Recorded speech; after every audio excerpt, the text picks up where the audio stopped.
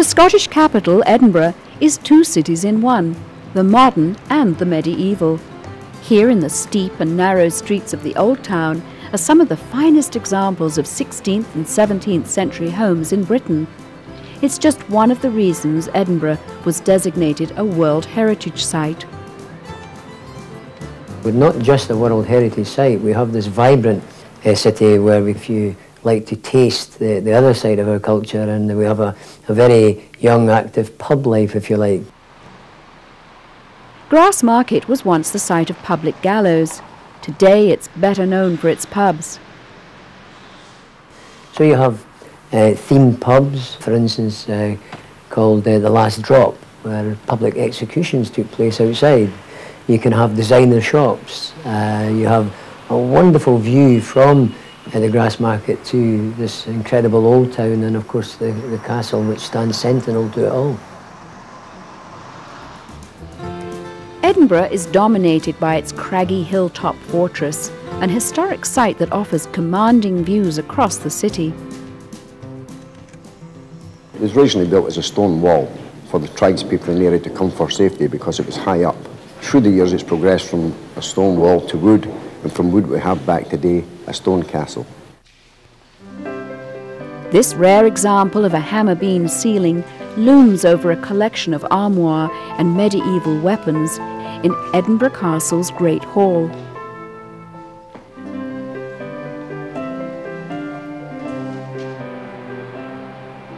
And every day there's the noisy tradition of the 1 o'clock gun, once a time signal for the old ships sailing on the River Forth. Inside the castle, a former resident, Mary Queen of Scots, shows up to remind us of more turbulent times in the castle's history. Life was rather brutal. The castle was invaded so many times. It was a defensive fortress rather than a palace, but now there are palatial apartments to visit as well.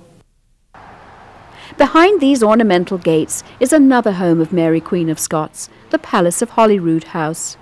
She lived here in this tower for 16 years. And it was in the room behind this window that her secretary was stabbed to death. They say his blood stained the floor for 200 years.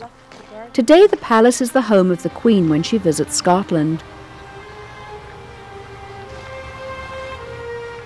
When the royal family is not in residence, visitors are welcome to wander through the ruins of this old abbey and perhaps ponder the meaning behind this rather unusual fountain.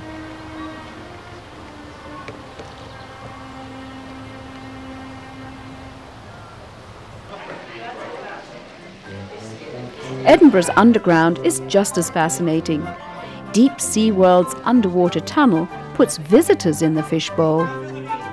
We're quite a small aquarium, but we pride ourselves on our experience, our visitor experience. We have one of the longest underwater safaris in the world, about 112 metres long. And in the underwater safari, we specialise in local creatures, local fish found around our British Isles. The shark we're filming just now is a shark called Tinkerbell, and she's our second largest shark. We also have very, very large sharks down there, sand tiger sharks. We've got 7, making it one of the largest collections of sand tiger sharks in Europe.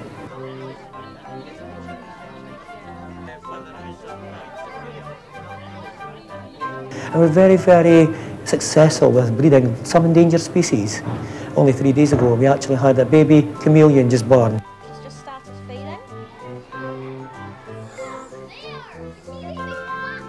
Deep Sea World is dedicated to the great oceans and the wealth of life below the waves, up close and personal. And we teach them at the rock pools how to handle, how to stroke these animals, how to touch them properly. This was once the home of the Scotsman newspaper. The corridors rang to the sounds of typewriters and presses. Now this impressive stone building has been converted to one of the most stylish hotels in Edinburgh. Naturally, it shows off a collection of more than 400 malt whiskies.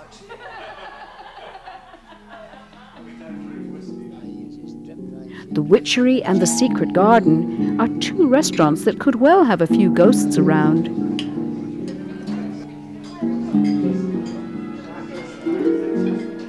And It's an old witches' meeting place. Between 1470 and 1722, over 1,500 people were burned as witches. My name is Adam Lyle, deceased. I've come back from the dead just for yourselves tonight to lead you around some of the darker nooks and crannies of Edinburgh's rather murky past. Nightlife in Edinburgh can be a haunting experience if you dare step back in time. Scream! On a murder mystery. For more information, visit our website on topoftheworld.net.